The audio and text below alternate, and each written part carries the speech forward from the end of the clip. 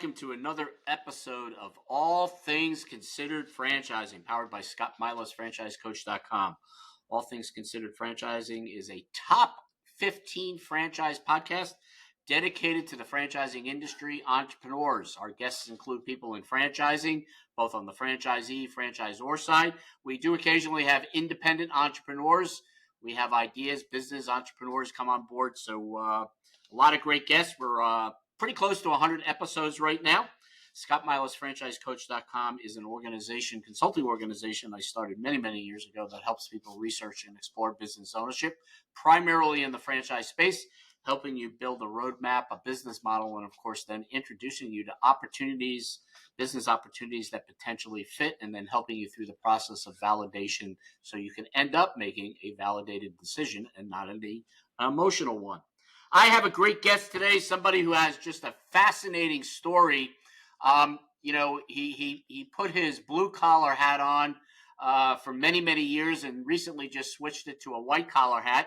And that is Ryan Parsons, who is CEO of Evive Brands, which focuses on 2 home health brands, both executive home care and assisted living locators, 2 brands I happen to know very well, and one additional brand in the real estate business liquidation that kind of tie in, Grayson's, and a fascinating brand with a fascinating story. Took off like it was going to the moon for the first time. One of the original founders, along with his brothers, back in 1999. That seems like yesterday. We were just chuckling, and that's Brothers That Just Do Gutters. Ryan, welcome to the show. Thanks so much for having me, Scotty. Appreciate it. You know, you and I were chit-chatting before we started to record here, and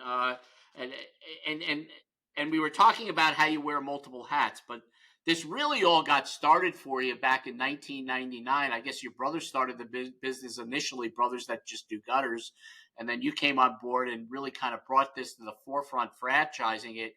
And I have to tell our listening audience that this brand exploded. And not only exploded because of the ROI potential, but it exploded because of the systems and the best practices that you and your brother built as a franchisor. Tell us how, kind of put us in the kitchen table, at the kitchen table when you and your brother were kind of, developed the business, and then launched Brothers That Do Gutters, and then we'll get into some of the other brands, and then of course your role as CEO, and talk about franchising in general. Cool. It's a great story. I'll try and keep the origin story short, but my brother started a one-up company. He was the owner, operator, installer, marketer. I got involved I was in a .com bomb. It went sideways, so I found myself helping my brother install gutters on the weekend and then full time.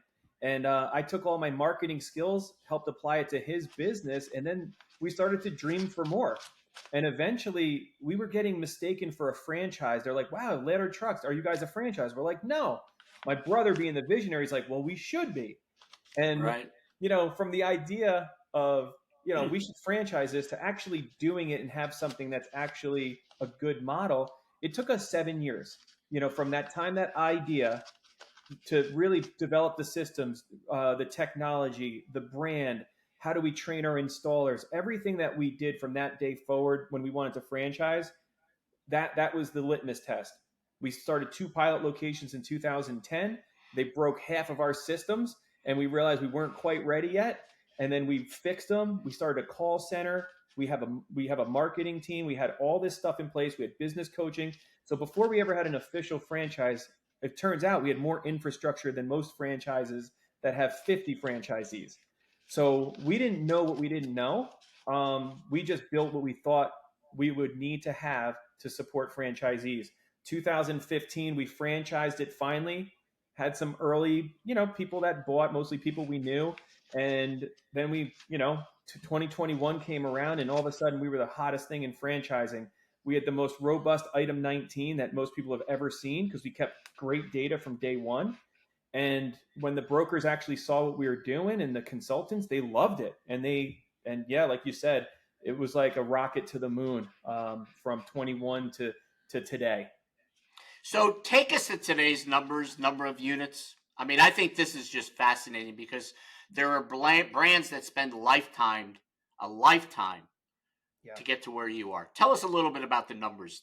Just not don't let's we don't have to share any revenue type numbers. I mean, people who are interested in learning more about Brothers That Just Do Gutters can reach out to me. We'll talk about that. But talk us about the initial numbers, because I want to follow up with one question on that and how you got there on the most So important part. there's I want to say there's around 120 owners and about 400 territories or units.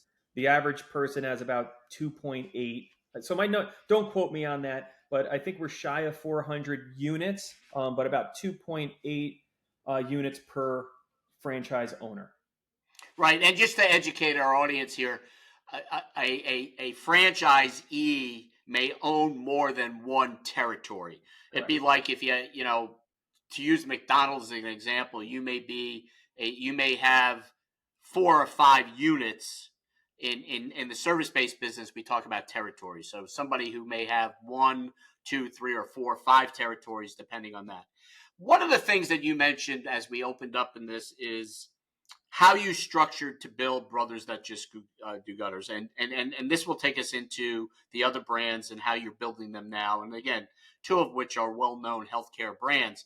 But one of the things that you mentioned was putting the pieces together first on the operational and support side for your franchisees. A lot of franchisors make the mistake of thinking they can do it all themselves on a short leash and find that they're swimming upstream. Tell us a little about that, because that's fascinating that you knew that the important part to grow was to be able to support your franchisees. Absolutely. So we hired a business coach back in 2010. My brother and I, we went through the school of hard knocks. Like, we didn't know how to run a business. We didn't even know how to read a P&L for the first 5, 6, 7 years in business. So we just went for it.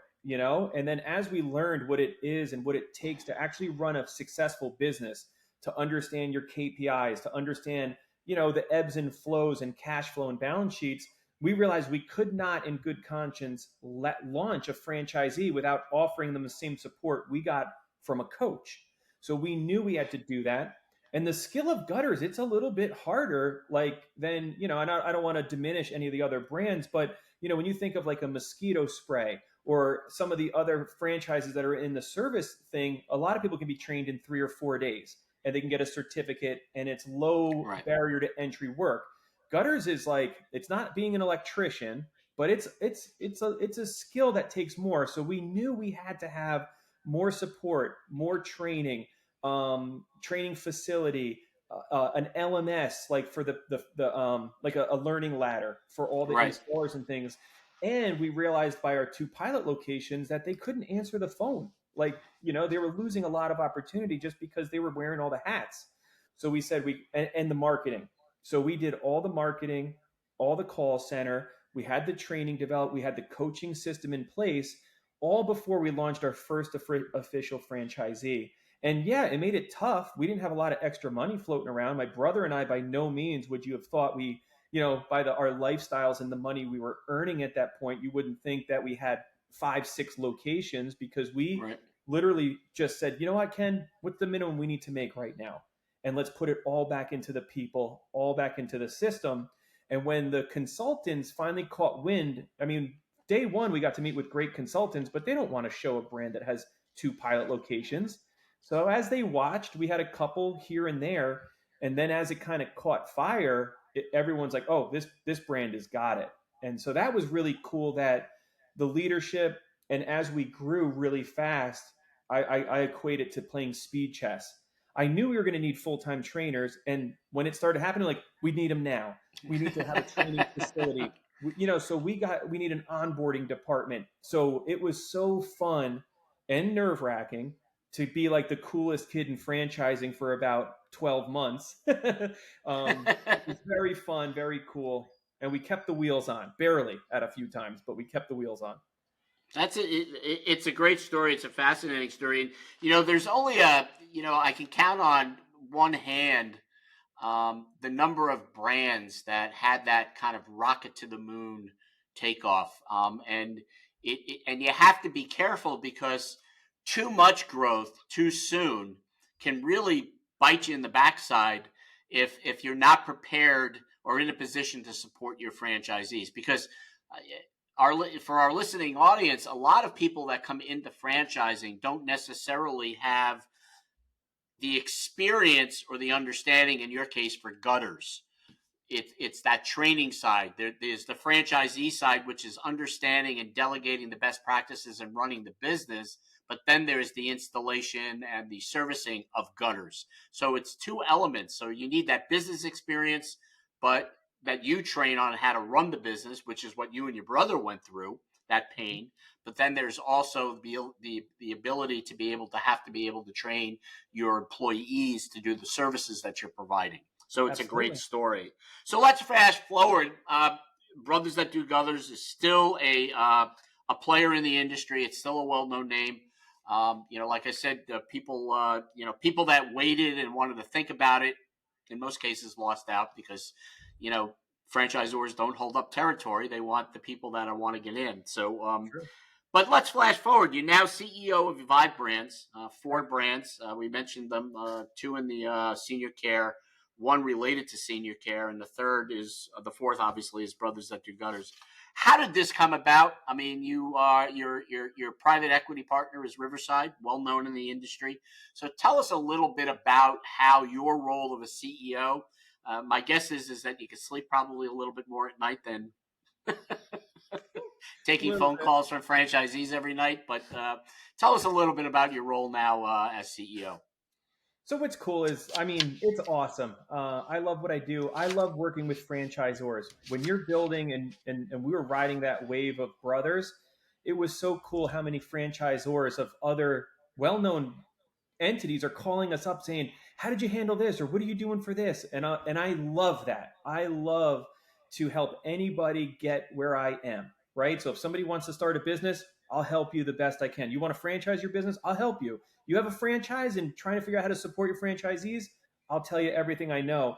So what's so cool about this opportunity to be the CEO is that I'm working with all these brand presidents of ALL, EHC, Grayson's, and Brothers, and we're continually just making things better. We're taking things that were really awesome at Brothers and we're adding them over to ALL. And ALL that's doing some really cool things, we're integrating over at Brothers and Grayson. So it's so cool that we can kind of centralize ideas, technologies, support, marketing. It's been super fun to kind of learn the nuances. There's some really unique things in each brand, and then there's just some things that are generic, like how we onboard. Well, you might have to, like, I want to make sure everything's the same process, yet unique to each system. So I'm having a blast uh, doing all this kind of stuff with these other brands. You know, it's interesting because, there has been an explosion over the last 36, 48 months about people that want to franchise their business. I probably get anywhere from 10 to 15 calls a week, people asking me, can you help me franchise my business? Or I want to franchise, I had an idea. So, in your opinion, and how you've looked at it and the successes that you've had with Brothers and the other brands that you're representing now, part of Evive, what do you think are the essential first three steps for somebody who has a business, it's up and running, and want to franchise it? I mean, what's the strategic thinking? I mean, a lot of people come into this at least thinking that, hey, look, I'm going to get the paperwork done, I'm going to franchise it, and all of a sudden I'm going to be, just have leads, and people are going to be banging down my door. And both you and I are chuckling. And although Brothers Like Gutters did take off, tell us about the three things that people should really think about and consider before they go ahead and really want to franchise their business. That you have something that's not a trend. I've seen a lot of things franchise that were a fidget spinner. Like, I mean, there's some things that happen and they have a bubble. This cannot be a fleeting trend, that people hop onto and put in their 401ks, and now 3 years later, no one cares about whatever. So I think that's important. But ultimately, the thing that really sold the franchises for us was an item 19 that was transparent and real. So a Right. lot of people, they boast these great models, and they said, I know you can't make earnings claims, but they're making claims like, hey, this can be fantastic for you, and franchisees are finding out it's not. And I think that it's very important that you actually have a business that at the end of the day, your franchisees can make money after royalty. And they don't have to be the best in the system. They have to Right. be people that are brave enough to go in on a franchise. And if they follow the system, that they can make decent money. If they follow the system well, they can make great money. Right. So I think the item 19, being clean and real, is super important. If you don't have a business that's not, like if you have a one up shop, and at the end of the day, after everyone's paid, even yourself, you're sitting on 5% or less, it's not a franchisable business, Cash right? flow positive. Yeah, you want a biz cash flow positive. No, I think you're absolutely right, Ryan. That when I get approached by people that, hey, I want to franchise my business, my first question is, do you have an operating model? And how many operating model locations do you have? Yep. Well, I have one. I'm only doing it part time, and but I really want to make it bigger. Or I have one location, but why haven't you done two locations? So people want to see one. I think, and correct me if I'm wrong, that like you just said, the numbers can be at least duplicated, if not better than what the corporate location's doing. And Yep. two, that you have the systems and the best practices, and I think this is where the people make the Yep. mistake, that can be duplicated, Yes. because and be able to teach somebody to do that, Yes. because not everybody can run a gutters business, but you got to be able to have a majority of people that could. There needs to be some common skill sets for Yep. people to want to get into it. You don't have to experience in it, but you got to be able to understand it. Fair statement. Absolutely fair statement. And then making sure that you have the training and support dialed in before you take anybody's money, that you can support them and 10 others behind them. That it's, and in the beginning it's tough. I onboarded the first 12 franchisees myself, right? So that's how it is in the beginning. And of course you're scaling. So yeah, I think we got close to 3 items there. Right. We're talking to Ryan Parsons, CEO of Evive Brands, and also founder of Gutter Brothers That Just Do Gutters. Um, let's just quickly switch over to the franchisee side. Uh, with the way Brothers grew, the other brands that you have, Executive Home Care, Assisted Living Locators, Grayson's, you see a lot of people come and go as far as inquiring about franchise ownership, wanting to be a business owner. Uh, for our listening audience, for people who are really contemplating and thinking about getting into business ownership and wanting to kind of explore franchising, what do you think are some of the qualifications or skill sets and understanding that they should have as they start their journey of investigating? What are some of the common mistakes maybe you saw people made early that were investigating, and things that people should be paying attention to, and maybe some of the skill sets that people had to be that eventually got them to be very successful business people? Yeah. Well, our most successful people are engaged and they have grit. And so they're engaged in the system. They're not missing coaching calls. They're not missing peer groups and not filling out their data. Those are not the ones that make it. And the ones that make it actually have grit. I don't care what franchise you buy. Mike Tyson says everyone's got a plan until they get punched in the face, right? and Right. that's and that's what I love about franchising is we've got the plan. It can be duplicated. I'm literally handing you how to do it. I cannot prevent our franchisees from getting punched in the face. They still have that employee that might leave them and they don't know what to do tomorrow because they don't know how they're going to get the gutter on the house. I can't save them from everything. And that's Right. where the grit comes in. The people that are like, nope, this is what I'm doing. This is what we're going for. So I have not found a franchise concept yet that is that easy that there's nothing surprising that can happen. So I think you got to be ready. And the ones that go all in are the ones that do the best. I mean, there's some other people that can do well when they have multiple businesses and they put general managers. But really, franchising, I believe a lot of people, this semi-passive buzzword is a little bit of a killer. Yes, Um, it is. I don't love it. There's only a few people that can actually do a business semi-passive, and they already have a ton of money, and they can hire managers and put people in place. But my personal goal and belief is I want to get people to become semi-passive. Your Right. business will I treat agree. you Yep. the way you treat it. If you treat your business like a hobby, it will pay you like a hobby. If you go all in, then you're going to get the results. But eventually, I would love for you to actually own a business. And I have the same description of business ownership as Robert Kiyosaki. It's somebody who can leave their business for 3 to 6 months and it runs without them. That is my goal for anybody that buys a franchise, that eventually you can get to the point that everything can run without you and it's making you money and it is an investment that continues to give you a Great return. advice. Yes. Great advice. I mean, you're absolutely right. This semi-absentee, passive mentality now about investing $3, $4, $500,000, even $100,000 into a business, and just turning the key over to somebody day one is just it's just mind-boggling. Some point, listening to some people what their vision is. So your guidance would be, hey, look, put the 12, 18, 24 months into building the business, set up your management team, take care of your management team and employees. And then if you want to go travel the world or, invest in another business, diversify, do it. Yep. But the idea of coming into it as a semi-absentee owner, unless you have an absentee partner or a partner that's a equity partner, much like you with your brother, Yeah. somebody that works as well. Yeah, silent investors. You just can't think I'm going to keep my 40 hour a week job and I'm going to start a business. It's like you're out of your mind. Right. And no, you're absolutely right. I mean, and people don't want to hear it. But Ryan, we're running out of time here. Any last thoughts? Anything I might have not asked you about the brands? If anybody has any interest in learning about Evive Brands and Executive Home Care, Assisted Living Locators, Graysons, and of course, Brothers That Just Do Others, they can reach out to me. You can connect with Ryan Parsons, Parsons, on LinkedIn. Any other closing thoughts here? Anything you may want to add?